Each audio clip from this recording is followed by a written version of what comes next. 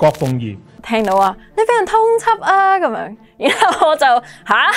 許穎婷，其實我都有一個心理準備，有可能係會發生喺我身上。少男，第一下嘅反應其實個腦係空白嘅。佢涉嫌係違反咗《國安法》下嘅第29條下勾結外國或者係境外勢力危害國家安全罪。我哋呢係會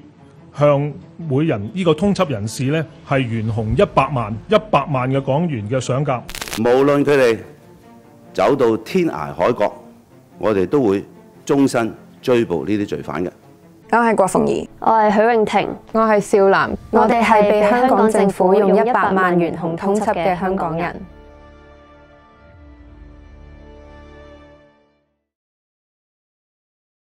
佢呢件事發生係啱啱好差唔多1年嘅時間，但係其實到今時今日我都仲未揾到好貼切、好精簡嘅文字可以形容我嗰一刻嘅感受。見到自己個名，見到個賞金係個懸紅係仲高過啲殺人犯、強姦犯嘅時候，你係會覺得超級無敵匪夷所思嘅。我哋唯一做嘅就係希望香港變成一個好啲嘅地方。咁如果呢一個係我哋被擺上呢個通緝名單，要同殺人犯或者強姦犯並列嘅一個原因，咁 let it be the reason， 冇乜嘢好解釋。跟住依家你響啲屋苑啊、商場啊、機場啊，都會見到我個頭喺嗰度咁樣，咁係好似佢 in a odd way 帶咗我返香港咁樣咯。覺得係我究竟實際上做咗啲咩令到我係所謂值100萬咧？但係我更加想人知道係其實係背後有幾荒謬咧。確實喺佢嘅角度係會咁睇，因為我哋可能真係喺佢嘅角度係有影響到佢呢一個政權嘅威信咁樣。咁但係我哋係咪十惡不赦呢？佢哋喺香港點樣拉咗1910個政治犯，咁佢哋先會係十惡不赦咯。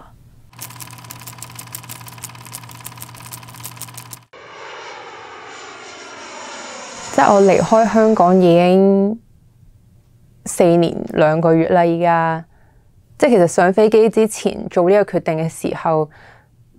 就知道呢一個係呢個應該要係一個一了百了嘅決定咯。即係我喺飛機上面喺度諗嘅嘢最多都係即係好驚呢一個道別係永別咯，因為即係我仲記得1年前出通緝令嗰陣時係美國時間12月14號，咁其實12月12號咧，即係其實都係今日咧，係我嫲嫲生日。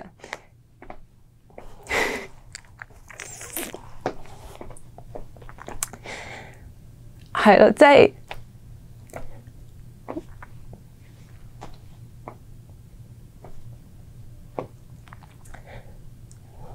係咯，即係其實同佢4年同佢過唔到生日，已經係一個好傷心嘅事。跟住仲要諗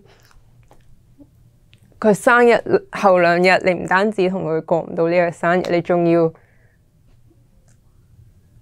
你仲要令佢受咁大嘅擔心，要去擔心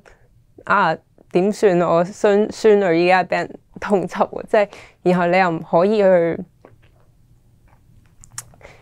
聯絡佢，即係喺啲咁敏感嘅時候，你又唔可以聯絡佢，同佢講話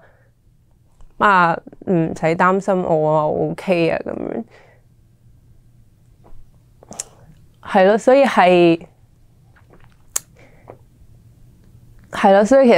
以係心理上嘅嗰個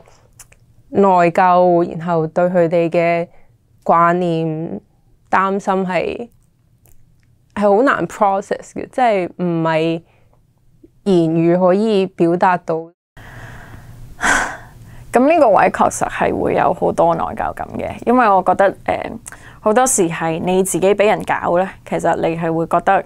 冇乜所謂，因為呢個係我自己選擇嘅行動，呢個係我嘅自由，而我去做呢啲決定嘅時候，我知或者唔知道之後會有呢啲後果都好啦，咁係我自己一個就會承擔到。咁但係當你影響到身邊嘅人，而你冇得控制，或者你冇得預先告知佢哋會發生咩事，而你都冇得叫佢哋去做呢個決定，因為你知道個決定係你自己做嘅時候呢，咁嗰個內疚感係好難受嘅。我都會好希望可以同到佢哋道歉。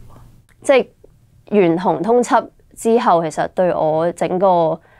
人最大嘅影響，其實就係 realize 自己做嘅嘢係自己喺出邊做嘅嘢係終究會影響到自己身邊嘅人啦。咁樣難受就一定有啦，係咯，即係話唔想俾佢得逞咁樣，但係呢樣嘢係我作為一個人係一定會有咯，即係擔心、難受、不安，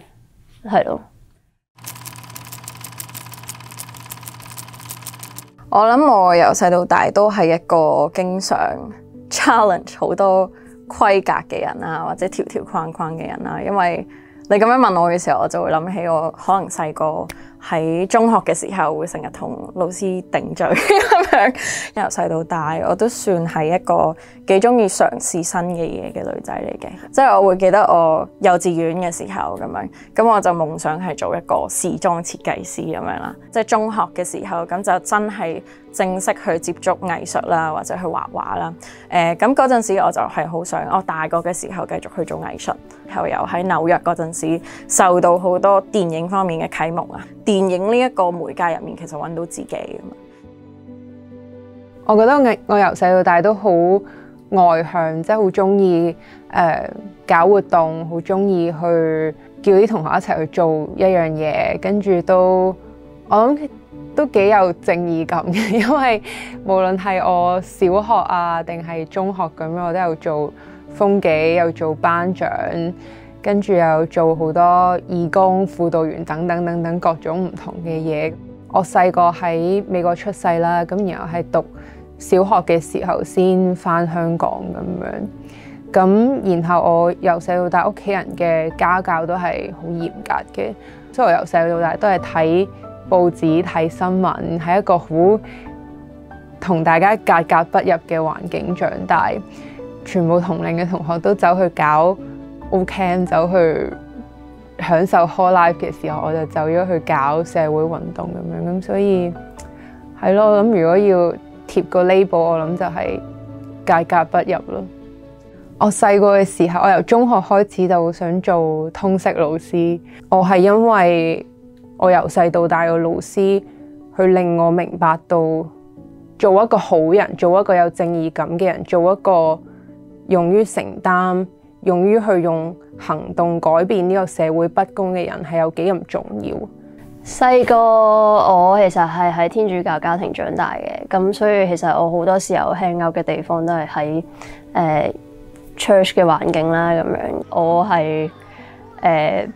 俾人話係幾嘈嘅，即係好中意傾偈咁樣咯。我都幾唔中意框架咯，係啊，我係一個唔係好中意啲框架嘅人嚟嘅。我記得細個，即係我作為一個女仔，我係好中意做啲男人嘢嘅。因為細個數學好啦，跟住所以我成日都話咩要做會計師咁樣咯。咁我嗰陣時中學又係讀翻商科啦，即係選修嘅時候。但係同時因為雨傘嘅發生咧，亦都有一個諗法就係影相寫嘢，其實我做記者都得嘅喎咁樣。其實我係加入咗學民思潮之後，先至開始接觸外邊世界嘅人啦咁樣。咁我覺得其實嗰幾年其實我係認識咗個社會嘅 complexity 好多嘅，即係以前個世界可能簡單啲咯。我係97出世啦，咁然後幼稚園或者小學其實就係慢慢又多咗少少國情教育咁樣，然後就會多咗少少嗰啲北京遊學團，我都有去過當年，咁就喺呢啲咁樣嘅時刻嘅時候咧，其實咧佢哋係會灌輸俾你聽，你係中國人，然後你要為中國人呢個身份去驕傲。但係同時，可能我打開報紙、打開新聞，我又會見到好多關於中國嘅一啲好即係好唔好嘅新聞啦。我中學嘅時候，其實大家就開始有一個新嘅討論，就係香港人呢一個身份係乜嘢咁樣。但係我諗我由細到大就係好喜歡呢一個反思，同埋就會發現，我嘅即係我個內心入面，其實有好多部分都係由香港組成。所有我對社會事務、對於政治嘅認識，就係嚟自於我每日返學嘅時候，去搭小巴之前喺屋苑樓下大堂攞嘅嗰幾份免費報紙咯。即係其實由我開始睇報紙、睇新聞、接觸時事，由我細個開始接觸呢一啲議題嘅時候，你已經成日都會聽到，例如中國有三聚氰胺、三鹿奶粉、大頭奶粉，跟住會有即係用一啲廢料去起樓，然後冧樓嘅事件。跟住喺香港 at the same time， 你又見到政府不斷咁樣喺度去唔回應香港人各種由民生到民主自由等等嘅議題，其實佢哋都係冇回應。咁所以其實我諗，我由細開始就知道政府，特別係中國政府同香港政府，即係由細個就意識到佢哋好似唔係香港人嘅朋友。由細到大長大都係會有至少有接觸到新聞片段。即係嗰個環境就係你仲有城市論壇嘅時代啦，咁樣10歲嘅時候其實就係6四20週年啦，咁樣。咁嗰陣時我就係睇，即係其實當時香港好多電視台，即係好多電視節目係會做呢啲咁嘅回憶錄咯，即係嗰啲20週年特輯啊。我覺得係一個震撼教育。咁然後去到我中1、2嘅時候就係國教啦。咁嗰個係一個好切身嘅一個議題，再加上就係你睇到呢班發起嘅人，其實佢哋全部同我一樣都係着住校服。我覺得嗰個位令到我又明白咗，原來呢個係一個中學生可以參與社運嘅時代咯。佢開展咗。許穎婷小姐，我哋成日俾人話廢青，但係比起我哋呢啲所謂廢青，你哋呢啲港豬們又幾時先識得瞓醒呢？正正經經做翻個香港人啦，豬係用嚟劏㗎。好 embarrassing 嗰條片，我都好希望唔好再存在喺個網絡平台上面。當時我哋一班人就話我哋要上公聽會，我甚至唔記得咗嗰陣時我上去講咩啦已經。咁同埋我覺得嗰陣時嘅心態係真係去玩咯，即係嗰陣時嘅心態係唔覺得，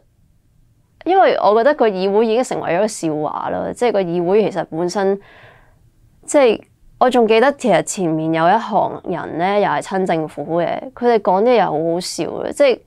我嗰陣時坐喺後面一路喺度聽佢哋講，其實我完全唔可以認真對待呢件事啦。去到2014年啦，我當時就喺挪威嘅利堡春嗰度留學咁樣，咁然後嗰陣時就雨傘開始咗啦。咁雨傘開始咗嘅時候咧，我就好內疚嘅，咁所以我嗰陣時就開始喺挪威嗰度有嘗試搞一啲講座啊，或者研討會啊，俾人理解究竟香港發生緊咩事啦。去到19年嘅時候啦，當時有重現一件事情，就係香港發生緊咁多事，但係我當時喺外國。咁所以嗰陣時就開始上連登啦，即係當時喺連登有好多嘢可以睇，同埋有好多自發嘅行動咁樣。咁之後就發生咗呢個 G20嘅登報事件啦。我讀 U 嘅時候，即係2019年反送中運動6月開始㗎嘛。咁然後我4月嘅時候開始就以個人嘅身份開始搞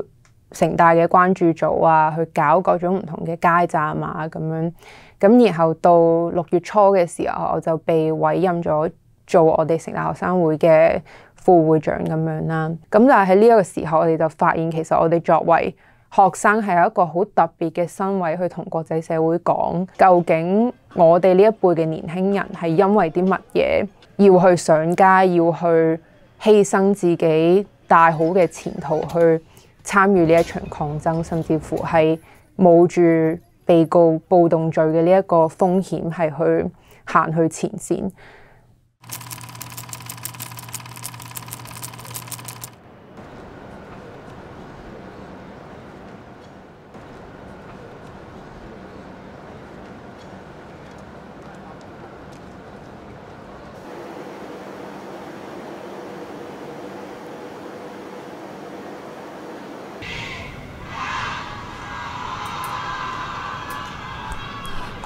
起雞皮睇啦。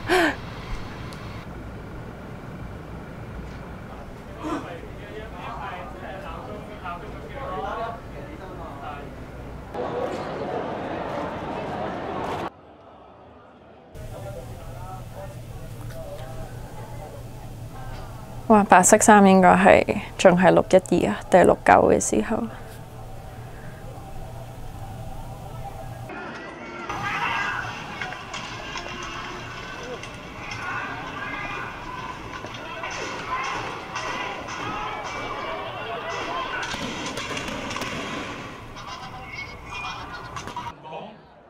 一刻你又諗緊啲咩？好後生咯，大家個樣都依家睇到畫面上有啲人其實已經行咗其他嘅路啦，即係都係好感慨嘅。我覺得係跟住會令我都諗起，其實即係喺過咗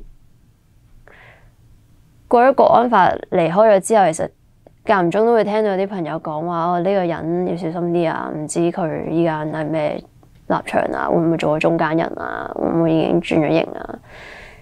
即係都會令我覺得呢啲係好真切，係需要擔心嘅嘢，但係同時亦都係即係中共就好中意用呢啲手段，就係令到我哋大家人與人之間本來好純真、好簡單嘅關係係可以複雜化咯，令到我哋大家都唔信任彼此。我覺得我最即係喺參與政治入邊，我覺得係我最辛苦、最令我struggle 嗰樣嘢係我唔再咁信任咯。好似有一個希望就係我哋咁多人上街，一定會解決到呢件事情咁樣嘅感受。係咯，就感受到嗰個 contrast 好大，而呢啲嘢只係10年之間發生。但係我就會好想知每一個人嘅生活過成點，或者佢哋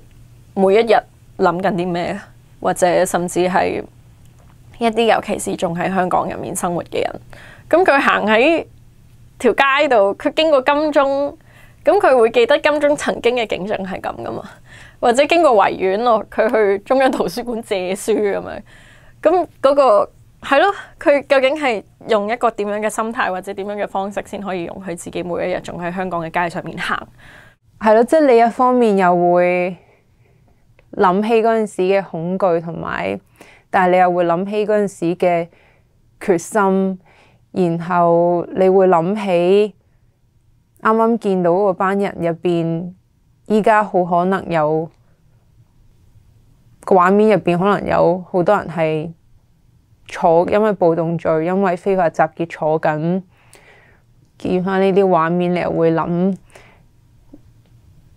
19年喺某一個遊行或者某一次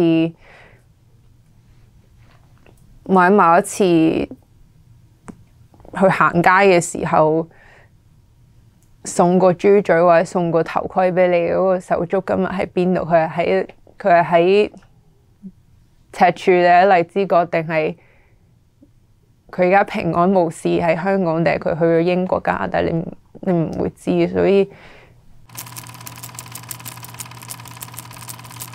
我之前喺香港監察嘅時候，有去幫忙倡議英國政府落實嘅呢一個 BNO 計劃啦，都有加拿大嘅救生艇計劃啦。與此同時，已經有美國政府頒布制裁包括林鄭月娥在內嘅香港高官。咁所以其實每一件事，我哋做嘅每一個 campaign 到而家為止都係有成效，係有直擊到中共政府同埋港共政府最擔心嘅事。所以當佢哋發現，所以我覺得自然而然，當佢哋發現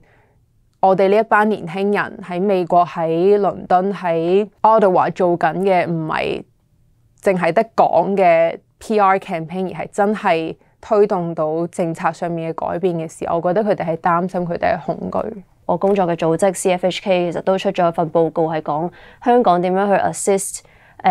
中國同埋其他極權國家係進行一個 sanctions evasion 嘅樞紐啦，咁樣俾國際社會睇到香港呢個地方其實係仲係一個有可能有變局嘅一個地方咯，亦都係一個好 critical 需要研究嘅一個 region 咁樣。I'm Frances Hui. I'm from Hong Kong, not China. 我想講其實19年之前咧 ，Hong Konger 呢個名呢個 term 其實係一啲都唔 popular 嘅。咁但係咧自從19年、2020年大家不斷喺度講呢個字咧，係好多越嚟越多出邊嘅人係會用呢個 term 去形容我哋。This November, U.S.-sanctioned Chief Executive of Hong Kong, John Lee, will appear in San Francisco for the APEC summit. The White House should carefully plan for its approach in handling this issue. 咁我哋另外就好重要地成功令到李家超入唔到美國境內去參與 APEC， 或者我而家喺度嘗試倡議緊經貿辦嘅法案咁樣啦。咁個過程有陣時我都會見到有啲香港人可能喺網上面寫啊，或者會講話呢啲嘢毫無懸念啦，一定會過㗎啦，唔會唔過啦啩咁樣。但係我就係聽到嘅時候都會覺得其實真係唔係咁簡單。即係美國當然大家成日會見到佢會話香港唔再係 autonomous 啦，香港就已經淪為一個點點點嘅地方咁樣。呢啲嘢佢哋係會講得比較強硬，但係你實際上真係做起上嚟，確實你係一步一步你要說服好多好多唔同嘅人，你係要不停同人 negotiate，你先會推得喐一啲咁樣嘅東西。The U.S. should lift our refugee capacity for Hong Kongers and expedite refugee processing. The U.S. refugee processing 幾年前喺 D.C. 喺度倡議緊呢一個香港救生艇嘅法案，咁其實爭臨門一腳嘅啫，即係過埋個參議院就有好多喺香港前線抗爭嘅手足有機會可以嚟到美國，咁但係就因為其中一個參議員一票，咁就反對咗成個法案。咁其實呢啲時候係一定會覺得好挫敗，好想即係會有放棄嘅念頭咯。即係而家運動都開始咗5年啦，咁其實我自己流亡嘅呢4年都見到身邊可能好多2020年嗰陣時都會出嚟去一齊搞集會去派傳單嘅人，其實都因為各種嘅原因，無論係對國安法對23條嘅恐懼又好，定係因為各種嘅原因都好，都慢慢咁樣淡出咗。有時你都會諗拷問自己，究竟點解人越嚟越少呢？同埋我諗特別係通緝令出咗之後啦，即係先唔好講你身邊冇乜可能有朋友同你一樣有俾自己國家嘅政府用通緝令去通緝，甚至乎係我哋被通緝嘅10幾個人之間都有好多唔可以宣之於口嘅擔憂。咁我諗有啲夜闌人靜嘅時候都會覺得唉，咁辛苦為乜呢？咁樣即係其他人都唔出嚟咁樣，但係就係我諗有陣時自己就會發現，哇！如果連我都縮，咁大家都縮噶咯喎，咁樣咁係呢啲位就會覺得自己係更加需要去回應坐緊監入面，仲係好辛苦喺個法庭嗰度，例如何桂蘭咁樣，好努力咁樣去堅持嘅時候，咁我哋係有更加多原因去堅持咯。而佢哋唔選擇唔出嚟，其實都有好多佢哋自己嘅原因咯。咁我會覺得就係呢個就係去到呢個位，我作為一個 community organizer， 我係應該思考嘅就係我點樣可以 engage 翻個 diaspora， 同埋去準備當有一日一個 moment 係大家都 feel like 佢哋想再出翻嚟嘅時候，我哋都係有 well prepared 去搞翻出嚟咁樣。即係你話叫我真係當香港冇事發生，然後去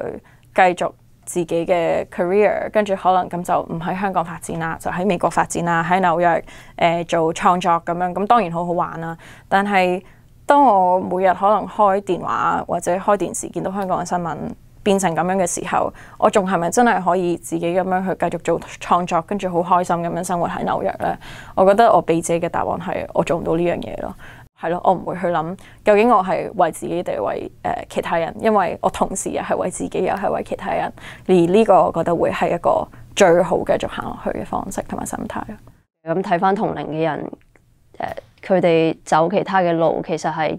容易好多咁樣。出咗嚟做倡議，其實我都犧牲咗自己想做記者嘅嗰條路咁樣。咁呢個又係一個犧牲啦。我覺得係一個做正常人嘅生活咯。嗰個犧牲就係，但係同時即係又會再 remind 自己，就係有更加多人有更加多嘅犧牲啦。即係有啲人係連光都睇唔到，有啲人係即係坐喺入邊，每一日可以接觸太陽嘅日子嘅時候係1個鐘咯。大家喺19年開始咧，其實嗰個時間線係 sync 咗嘅，即係我哋好似重新再計過咁樣。我發現身邊好多人都喺度講咯，其實大家係同步晒咯。雖然大家即係個年紀唔係好一樣咁樣。咁我覺得我自己係有呢個咁嘅 struggle 嘅，但係如果個歷史都係咁行嘅話，我覺得唔會有變咯。都個人本身係咁樣，佢揀嘅嘢都唔會有變㗎嘛。如果你問我依家想做咩嘅話，其實好坦白嘅答案就係我唔知咯。係咯，我諗我最大嘅考慮都係會諗個運動需要我去邊度。其實如果我有 take two 嘅機會，我其實都係會揀翻一樣嘅路咯。咁但係當然如果有機會，我就會想翻嚟同嫲嫲過生日咁樣。但係25歲人，我覺得 so far 我冇一件事係令我後悔咯。即係你話嗰個背後嘅代價或者嗰個犧牲嘅嘢係咪好沉重、好痛咁？係嘅。咁但係我冇後悔，我覺得係冇。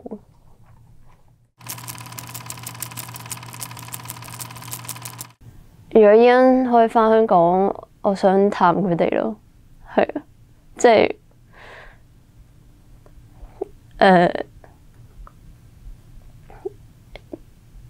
成日都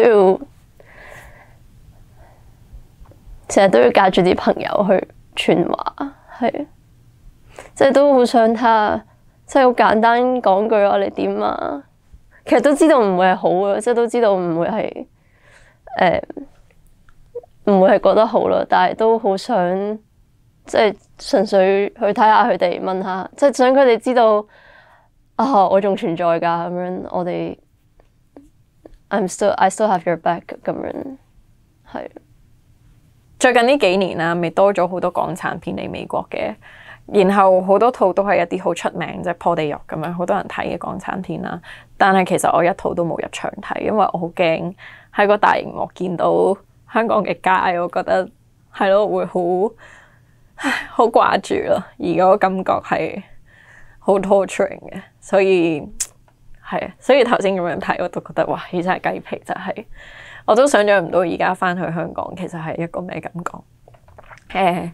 即係可能會見到條街如果係好多簡體字咁樣，我一定會勁嬲同埋勁唔開心啦。但係係咯，但係你又會想翻去喎。然後有陣時發夢都會係發夢喺香港條街度行咁樣啦。呢個係我最掛住嘅地方，即係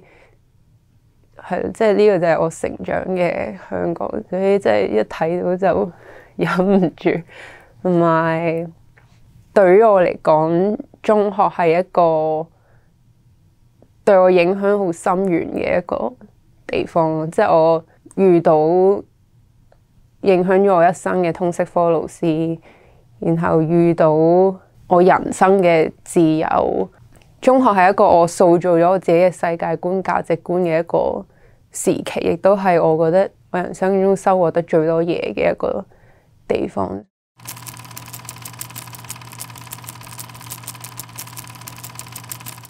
但係咪無期呢？咁我又覺得唔係嘅，因為即係好現實咁樣講，你睇到中共各種經濟上面、軍事上面、政治上面疲弱嘅狀態，我覺得呢一啲所有嘅跡象都越嚟越令我肯定返香港嘅呢一個心願係我有生之年可以達到，或者起碼係我去說服自己繼續前行嘅一個動力咯。可以踏足返嗰度係我嘅一個目標咯，即係有機會返去都會希望放慢腳步去感受呢啲所有嘢咯。我對我哋都幾有信心，即係我覺得我哋係有好多好厲害嘅人嘅。咁但係我諗嗰個最重要嘅一位就係究竟每一個人團唔團結到啦，每一個人係咪可以接受到自己同面對到自己嘅情況下行呢條路，而唔俾當中有嘅恐懼或者失望或者絕望去吞噬咯。所以我係覺得有期嘅，但係係啦，大家就要繼續努力咁樣。